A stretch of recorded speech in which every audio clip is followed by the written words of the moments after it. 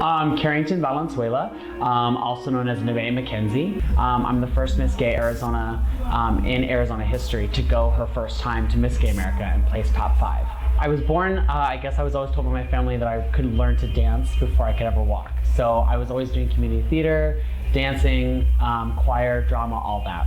And so when I turned 21, I was always coming out to the clubs and dancing, doing all that shindig stuff. And some queens have always told me, you know, you should do drag, you're tiny, you're petite, you can dance, you should just do drag. And I didn't really want to do it at first. So I eventually got peer pressured into doing a contest here in Arizona for Barbara Seville, who's another legendary queen. And she had a newcomer contest, and so I thought, okay, I'll do it, and we'll see where it goes. And now I'm here. And to go and not only to win here at the state and to get, you know, the recognition and the love and acceptance from the community as Miss Gay Arizona America, and then to go on to Miss Gay America and compete and do that, and like I said, place top 5 has just been, it's a high like no other. Drag kind of started in our subculture as a way for fundraising and performance and kind of an expression of our art that we, you know, the music that we listen to, we can connect with it in a certain way. You know, RuPaul's Drag Race and that whole wave of mainstream drag performance has become slowly but surely exploding, if you will, in that sense, but it's also still kind of enveloped in its own little pocket. I look up to Britney Spears as my main character. That's the one I've done for a while.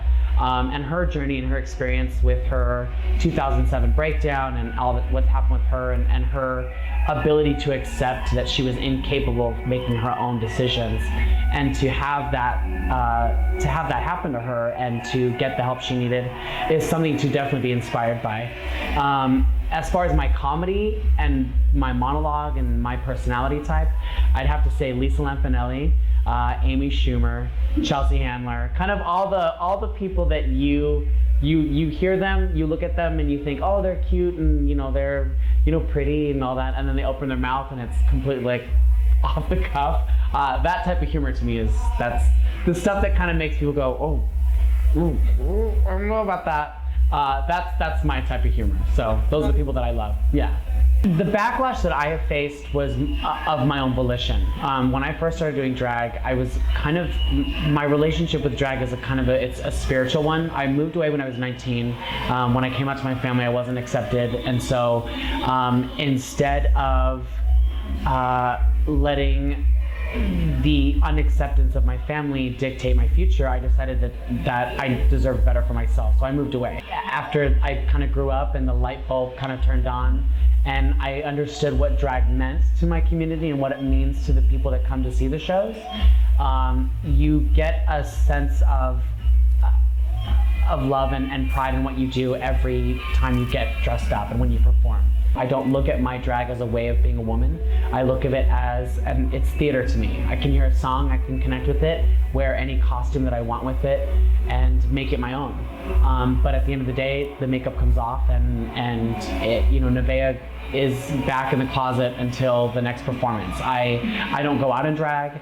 I don't hang out in drag. I don't stay at home and wear heels all day.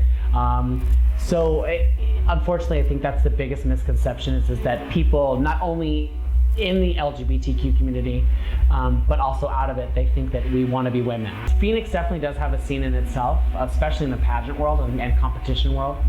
It has slowly but surely developed into becoming a state that people look out for as far as entertainers are concerned. From my own experience, I would say that the Phoenix gay community, there's a huge sense of that word in itself, community. Last week, we did my second annual fundraiser for a friend of mine who's going through stage 3 testicular cancer.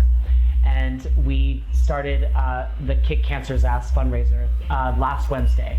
And we had a goal of $500, and he walked away with $1,100. So he was able to pay for his final surgery.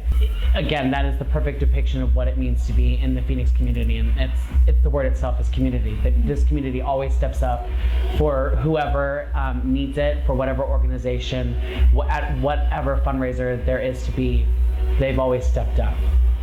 For me, I've never ever looked at drag as just a hobby. I've looked at it as I am the CEO of my own business. I am the CEO of Nevaeh McKenzie. And with that, you have to be aware that when you start your business, you have to invest.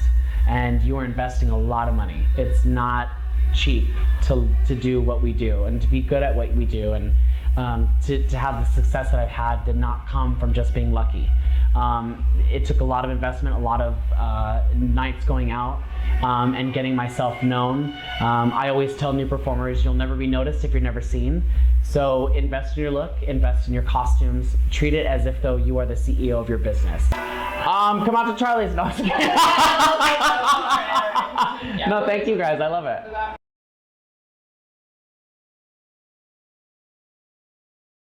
So hashtag FitFish started off as whenever, I guess if you go to the college world, they call it the freshman 15. So it's the first couple pounds you gain when you go to college or whatever. So when I first started doing drag, the late night meals and the excessive drinking and all that kind of stuff, I kind of gained weight, and I decided to go ahead and change my outlook and change my life and get in the gym. And so with all my check-ins at the gym on social media that everybody does now, people started noticing that my body was changing, and so they started calling me Fit Fish. And fish in the drag world means that you look like a woman, like you are fish down. Don't ask what I don't know where it came from. I don't know.